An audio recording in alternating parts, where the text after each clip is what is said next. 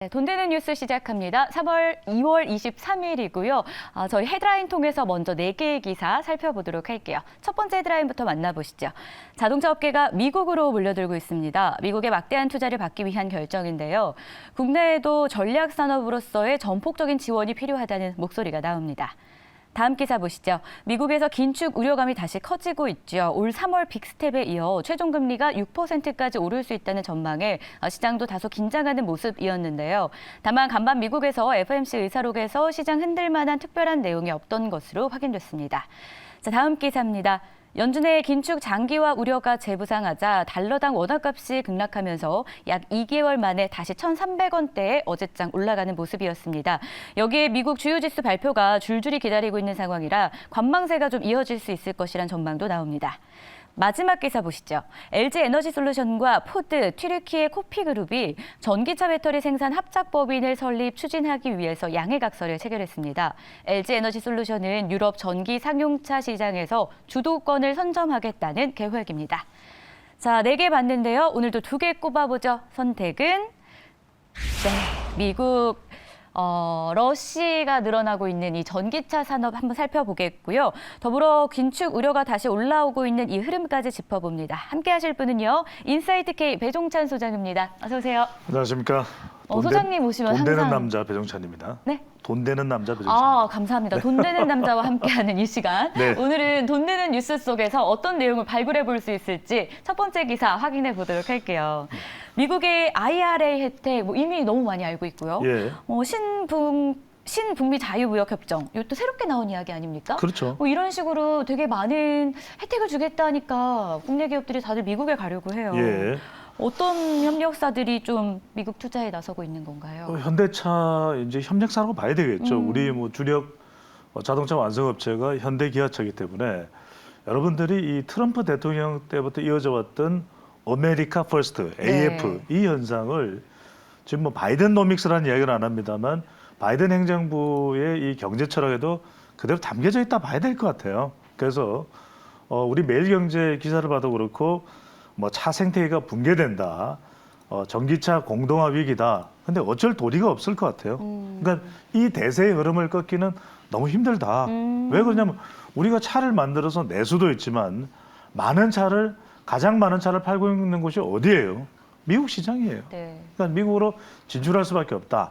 IRA법도 그렇고 그래서 현대차 협력사의 한 300여 곳 중에서는 미국 투자 이제 채비를 갖추고 있고 벌써 투자를 시작을 했어요. 네. 그래서 여러분들이 이 매일경제 기사를 읽으면서 저도 한 30년 정도 이렇게 계속 보고 있는데 동그라미 어디 치셔야 되냐면 미국에 진출하는 1차 밴드 회사들 동그라미 치셔야 돼요. 빨간 펜 준비합니까? 그렇습니다. 아진산업이 있고 서현 이화, 그다음에 감속기 또 변속장치, DIC, SL까지 다 동그라미 치셔야 돼요.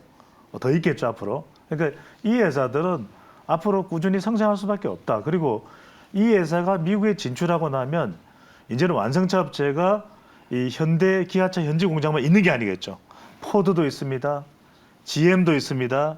그러니까 테슬라도 있죠. 그러니까 이 모든 회사가 다 고객이 돼요.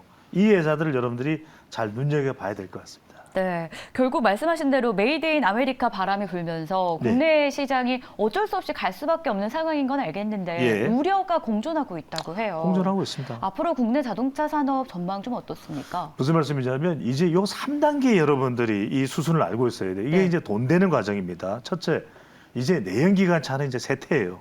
당장은 아니겠지만. 그러니까 지금 내연기관 부품 관련 업체들은 한 46.8% 줄어들 수밖에 없다. 그렇다면 현명한 투자자라면 야속하기는 하겠지만 내연기관 관련 회사에 투자할 일은 아니다. 그다음에 이제 전기차 쪽으로 간다. 전기차 쪽으로 가는데 자동차 전동화가 이루어지는 이 대부분의 이제는 이 대세 흐름이 미국이다. 그러니까 미국 쪽으로 이제 전기자동차 무대가 만들어질 수밖에 없다. 그러니까 미국 현지의 자동차 부품업체 또 1차 밴드를 여러분들 눈여겨보셔야 됩니다. 1차 밴드의 특징은 뭐냐면 이 회사들은 포드나 GM이나 다른 미국 현지에 진출하고 있는 외국의 독일 자동차 기업까지 진출할 수 있다는 거예요. 그래서 이쪽에 여러분들이 더 좀 초점을 맞춰야 되겠습니다. 네, 지금 화면에도 자료가 좀 네. 나갔는데 이 부분을 저도 좀 궁금했어요. 그렇죠. 이 질문을 왜 안 하시나 했는데 미국을 지금, 사실 탓하기에는 혜택이 그러니까요. 너무 많아요. 너무 좋아. 네. 너무 좋아요. 그러니까 기본 세액 공제율이 전기차 설비 투자입니다. 6%인데 더 올린다는 말도 있어요. 너무 게다가 단순한 논리긴 한데 우리나라도 좀 혜택을 늘리면 좋지 않겠습니까? 그게 지금 법안이 올라가 있는데 국회가 뭘 하는지 모르겠어요.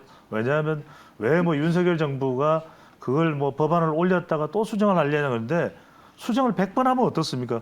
우리 경제를 위해서는 1000번, 10,000번 해야죠. 근데 여기 이제 이 미국 제조시설 설치 확장 시에는 최소 30% 공제가 돼요. 네, 안 할 이유가 없는 거죠. 정말 그럴 것 같아요. 그러니까요. 그러니까 여기다가 이른바 신북미 협정 네. 이것까지 북미 자유무역협정인데 이 북미에서 그러니까 캐나다, 멕시코까지 포함이 되죠. 네. 여기서 만들어서 여기에 부품 가지고 해야 온갖 혜택이 다 와. 그러니까 안 할 수가 없는 거죠. 우리 전략도 이제는 상당히 국내의 생산시설이나 고용과 채용 문제는 있습니다만 이쪽 길로 갈 수밖에 없다면 어떤 것이 가장 현명한 방법일까? 붙들고만 있을 수는 없거든요. 그렇다면 우리도 이 회사들이 자연스럽게 국내에 남을 수 있도록 많은 또 세제 혜택 등도 마련이 돼야 되겠죠. 네. 자, 이렇게 해서 저희가 오늘 전기차 산업 공동화되는 부분들 자꾸 미국으로 가는 이 이야기들을 구체적으로 나눠봤고요. 두 번째 뉴스로 이어가 보도록 하겠습니다. 오늘은 그래도 시장 분위기가 어제보다는 이 우려감을 좀 덜어낸 것 같아요. 네. 긴축인데요. 하지만 뭐 안개 속에 있다라는 표현이 더 맞지 않을까 싶습니다. 안개가 완전히 좀 거쳤으면 좋겠는데 그렇지가 못하고 있어요. 그렇죠. 6%까지 금리가 최종 갈 수도 있다라는 말이 다시 등장을 하고 있어서 네.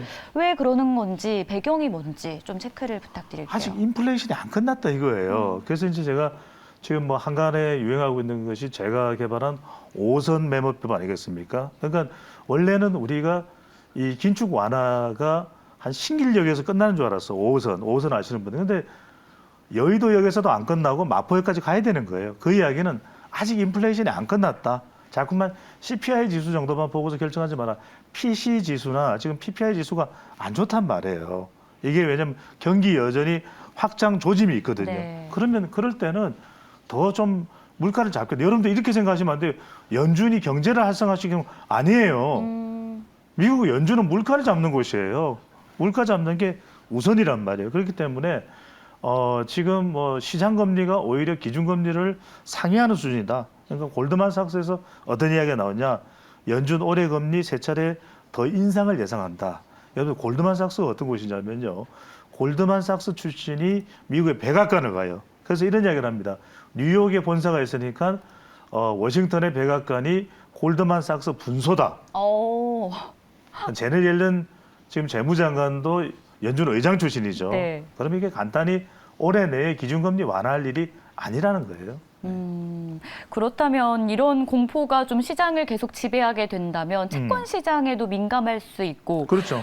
뉴욕 증시의 침체도 불가피할 수 있다라는 전망이 나오는데 마지막으로 이것도 좀 다뤄주시죠. 그렇습니다. 그래서 뭐 시간이 많지 않으니까 요약을 내드리면 네. 끝나지 않았다. 아직도 불씨가 끝나지 않았고 지금 연준의 긴축 공포가 계속되고 우리 배경 지금 오늘 소개해드린 이 기사에서도 관련된 그래프들이 잘 나와 있습니다. 네. 그럼 뭐냐?